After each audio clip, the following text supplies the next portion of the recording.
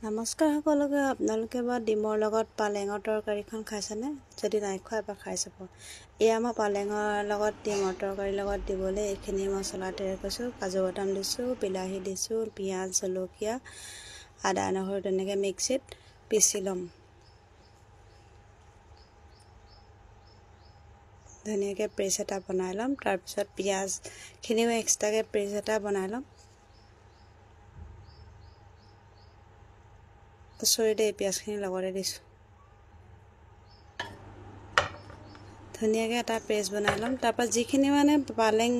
boil কৰি থৈছিলোঁ ন boil কৰি ঠাণ্ডা পানী দি থৈছোঁ ঠাণ্ডা পানী দিলে তাৰ কালাৰটো একে সেউজীয়া হৈ থাকে তাৰপিছত এয়া ঠাণ্ডা হ'লত আকৌ মিক্সি দি মানে আকৌ এটা পেষ্ট বনাই লৈছোঁ সেই পেষ্টখিনি বনোৱাৰ পিছত ডিমখিনি যিখিনি বইল কৰি থৈছিলোঁ সেইখিনি বাকলি চাকলি গুচাই অলপ ফ্ৰাই কৰিছোঁ বেছি ফ্ৰাই কৰা নাই ফ্ৰাই কৰি লৈ আকৌ মছলা দিলোঁ সেয়া জিৰা দিলোঁ তেজপাত দিলোঁ লগতে শুকান জলকীয়া দিলোঁ তাৰপৰা যিখিনি মানে বিলাহী মানে পেষ্টখিনি সেইখিনি অলপ দেৰি ভাজি ভাজি তাতে আকৌ এয়া পালেঙৰ সেইখিনি দি দিলোঁ পালেংখিনি দি লৈ পেলাই সেয়াও আকৌ সম্পূৰ্ণ ভাজি লৈ আকৌ আগতীয়াকৈ নিমখ দিবলৈ পাহৰি যে তাৰপৰা পিছত দি দিছোঁ নিমখ হালধি এনেকৈ মছলা দি অলপ দেৰি ভাজি